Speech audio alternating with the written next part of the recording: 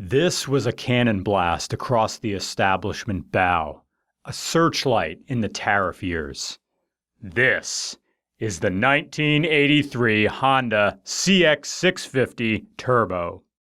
Honda CX Bike Turbo, a CX Bike Turbo, a CX Bike, a Honda One. There are a lot of greatest motorcycles, more than one first-place trophy.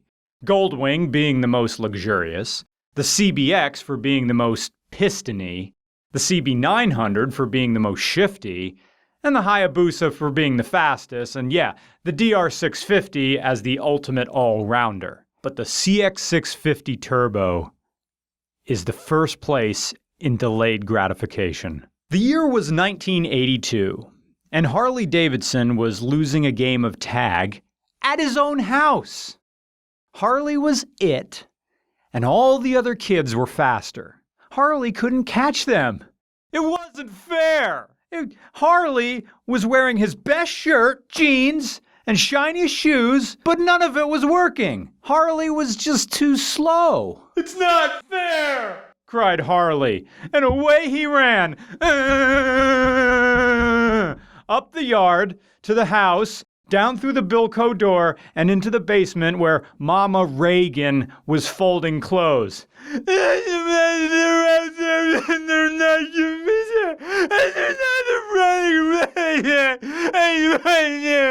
So out comes Mama, and she suggests a new game. How about everybody who's over 700 cc's gives Harley a 45% head start, and everybody under 700 cc's, well, you hop on one foot. And Harley stood behind Mama Reagan, smiling.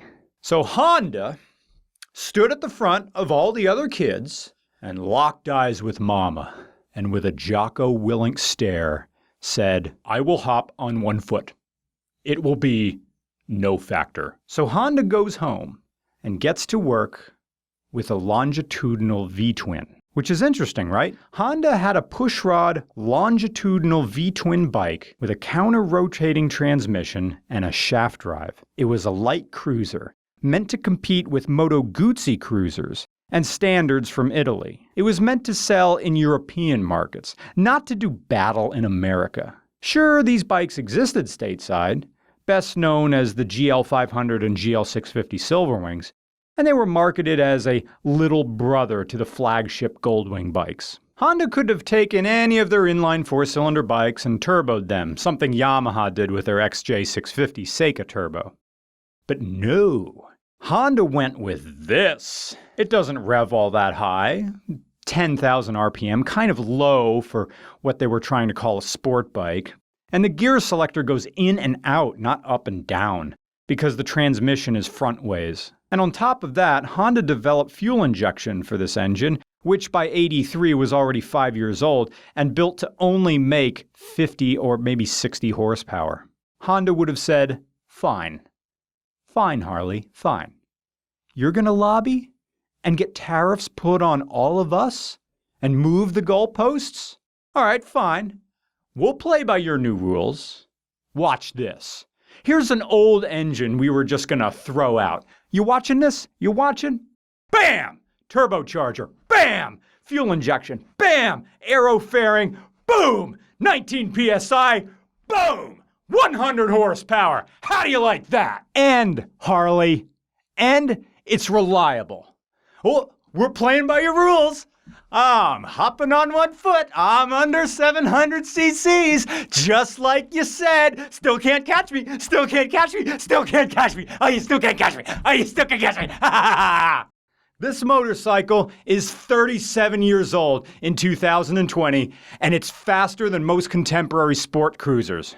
If you can wait for the turbo, 19 PSI takes about 2 seconds to build fully, if you're not above 5,000 RPM. But it's worth the wait, because you hear the turbo. It's right below you. I hope you can hear it, over the noise of the wind in this video. I can hear it. I can hear it flutter in my helmet. And most of this ride, I kept loading up the turbo, throttle, and then snapping the throttle closed so I can hear just... But it's really fast because it's a small turbo, so it's... Now, as fun as I'm having here, there are some gimmicky stylings which the CX650 Turbo isn't above, like the word turbo, appearing 8 times on the motorcycle. 2 on the side cases, 2 on the engine cases, 1 on the nose, 1 on the digital boost indicator, and 2 on each exhaust pipe. Just like the Turbo Mustang, there's no reason for twin dumps on the CX650 Turbo. Bilateral symmetry is, a suggestion, not a rule. Look, they had to baffle the exhaust right to the tip, like a super trapped dirt bike exhaust, because there's so much unnecessary volumetric capacity in these pipes. There were some serious problems to overcome with this turbo technology, as it was primarily aimed at 4-cylinder bikes, which have an intake stroke every 180 degrees of the crankshaft rotation, which means there's always a cylinder ready to accept the charge from the compressor. Also, a 4 has the same even spacing of smaller exhaust pulses, meaning that the exhaust pressure is relatively even, which works well to drive the turbine at a constant or, steadily increasing rate. V-twins, they have intermittent intake strokes depending on the angle of the V. The 500cc version of this bike has 2 intake strokes every 720 degrees of the crankshaft rotation, spaced at 280 degrees and 440 degrees. So air stagnates between intake strokes. In the course of development, 9 different compressor housings and 8 different turbine housings were tried with each design. The end result was the IHI turbocharger, and if you want to know the part number, it's IHI RH-B5 VG1. The finished design was 48 millimeters and had an internal wastegate. They got the biggest torque gain by adding 2 chambers between the compressor and the cylinder heads, allowing a place for the incoming pressurized air to go when the intake valves of the V-twin were closed. Honda called the first smaller one a resonance chamber, and that was important for low RPM, while the second larger one was called a surge tank, and that was for high RPM. In the course of building the CX series of turbo bikes, Honda applied for over 250 patents. Why don't they make more turbo bikes these days? If this 37-year-old design is so good, why don't we see more of bikes like this? Well, this is the most dangerous way to send power to 2 wheels. Once you build pressure, it feels like the throttle is stuck. This motorcycle surges forward. The tachometer leaps from 5,000 RPM to 9,000 RPM. It just wants more, more, more. Ever drink espresso while getting high at an IKEA? You have the energy and the munchies to eat a whole tray of meatballs. More air, more fuel, more air, more fuel, more air, more fuel. Gimme, gimme, gimme, gimme. And the turbo is ready to send the head bolts flying out of the blocks at 45-degree angles. And all this with a small rear tire. Can a vending machine bike bro control a bike with skinny tires and a runaway turbo in a tight turn? Can they control this? I doubt it.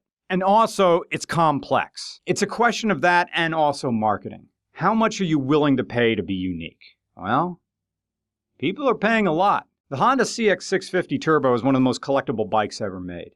I think it's top 2. Well, maybe in terms of the current Radwood era 80s and 90s revival. I want one of these. In fact, I liked it so much, when I finished the ride, I said this. How much you want for it? I was just going to say, when you're going to buy one? They're unreal, aren't they? If you ever consider selling this one, let me know.